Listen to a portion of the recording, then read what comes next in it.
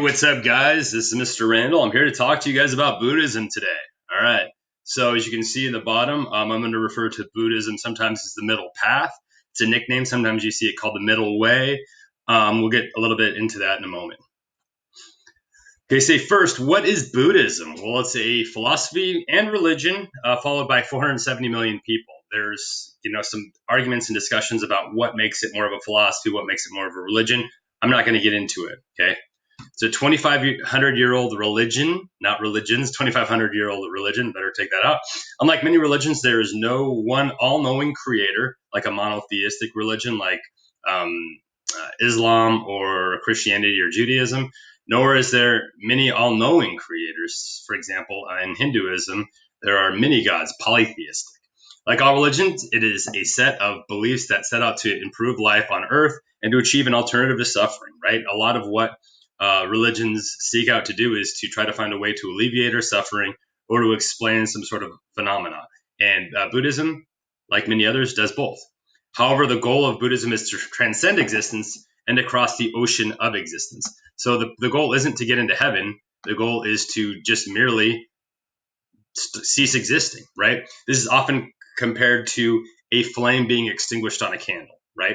So for us, if we have a tradition of monotheism with a heaven concept, we might not find this as attractive, but we'll explain a little bit why that is important in a moment. There you go. All right, so of course, Buddhism started after Hinduism in India, right? Siddhartha was initially a Hindi person, right? A person of Hindi faith. Like Hinduism, it believes in reincarnation, karma, and nirvana, right? So we see some similarities right there, just like within Christianity and Judaism, or like Islam and Judaism. There's some connections there. There's, of course, those are all different and they all have the same Abraham God, but there is some connections, right? So Siddhartha Gautama was Hindi originally, and he rejected the caste system, right? So there was a caste system set up in India, as we covered the week prior. Anyone can reach nirvana through meditation and practice, right? And so we'll talk a little bit about these concepts. So basically, Buddhism is basically a prescription for how you should lead your life. And it's also a prescription to help you alleviate suffering, which we'll talk about in the next slide. There are over 200 different sects, but we'll talk about four main schools or four main divisions. There's actually even arguments about how these schools are subdivided, but for the purposes of this class, we're going to talk about this way. It is the dominant religion in China, Korea, Japan, Tibet, Mongolia, and Southeast Asia, a lot of different parts of Southeast Asia. And it spread via traveling monks in the 3rd century from Ashoka the Great, who was actually an Indian emperor or an emperor in India. And of course, now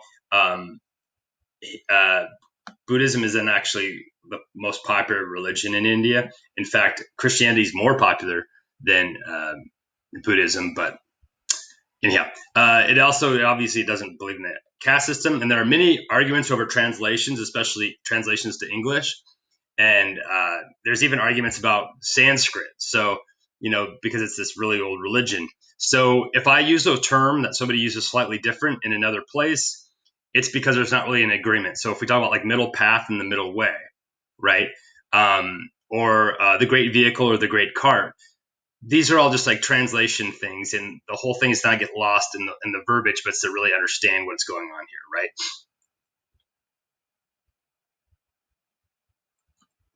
Oops. So the first thing that Buddha set out to, or that he basically understood, was that there's four noble truths, right? And these are what he calls the four noble truths. Okay, the first is that experience is suffering, right? Dukkha, right, is the word. And then a rough translation of that is into suffering, right? I will use the word suffering. Sometimes you see something different, but anyhow, suffering, right? And so the belief in, as Siddhartha saw it, is that the life is much like a wheel, right? In that you are born, you age, you experience death, and then you experience rebirth, right? And that whole cycle he saw inherently was suffering, right? Because you are basically existing on the plane of human existence, and that human existence is defined by suffering, right? And he said that suffering is caused by an attachment to desires, right? So as human beings, we like to say, hey, we want this or we want that. And the inability to attain that, or the inability to fulfill all of your desires as you're just wanting more, is a type of suffering, is what he believed, right? And so the desire to, to go to like a heaven, after your death, would be considered by Buddha to be a type of suffering, right? And what he said for the third noble truth is that suffering can end, right? Suffering can cease, right? And so we suffer. It's because of our attachment to desires and things, right? And we can make that suffering go away. So even when you're attached to desires such as like a loved one or things like that, those connections are temporary, and he saw those as a form of suffering, right? So there is a path out of suffering, and it's the Noble Eightfold Path, right? And there's a dharma of the way that the world works, and that's the cosmic law and order, is how I'm going to define it. It might be defined different ways when you read other things, but that's how I'm going to define it. Basically, the way that the world, the universe works. So, like I said, with desires, to a Buddhist, desire can only bring suffering. Desires are worldly pleasures such as material goods and craving immortality. Things just get in the way. And in fact, Buddha even saw like the ascetics, the people that he copied initially to try to find enlightenment, who starved themselves. He saw that as a form of suffering because they were trying to go without, by recognizing that they had their desires to achieve something greater, and they were desiring this kind of aesthetic lifestyle to lead to it. So basically, the idea of the middle path is you don't have to go one way, you don't have to go this way. You have to meet in the middle, right? If you're hungry, you should eat. You shouldn't overeat, but you should eat to sustain yourself. That way, you can, focus on achieving, achieving nirvana, right, or achieving, enlightenment. We'll say. So what is this Eightfold Path, right? So I'm going to try to explain these things, right? So right view, right? To right view is to know the truth, or to see things as they really are, right? To understand the laws of karma, right? Which we learned about, doing good things, doing bad things, and how that affects you, right?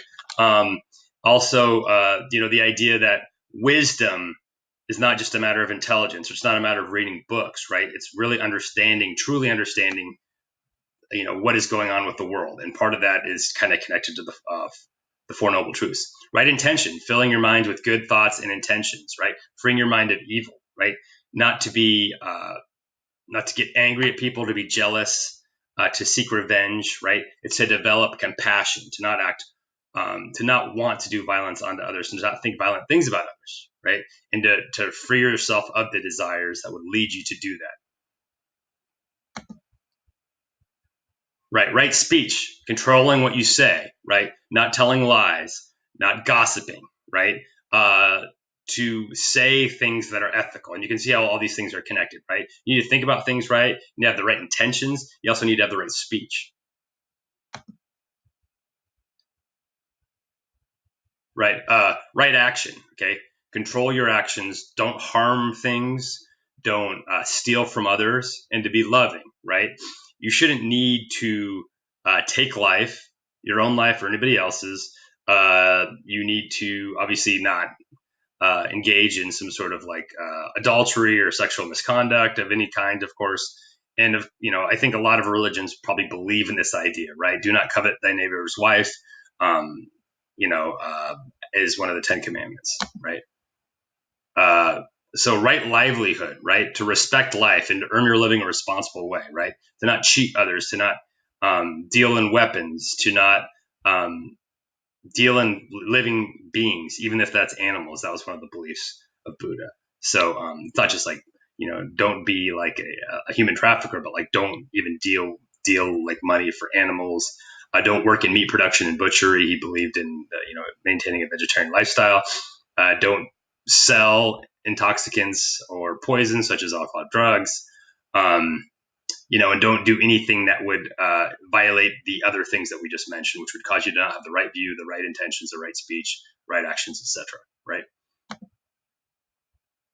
Right effort, right, would be to resist evil by removing evil influences and encouraging good ones, right? So in order to do this, you have to like kind of resist being friends with people who might do the other things, because that will lead you astray from the Eightfold Path. Right. And so, of course, you also need to maintain this right effort. You can kind of see how all these things are interrelated and how they kind of relate to the way that you should live your life, stuck in this wheel, right?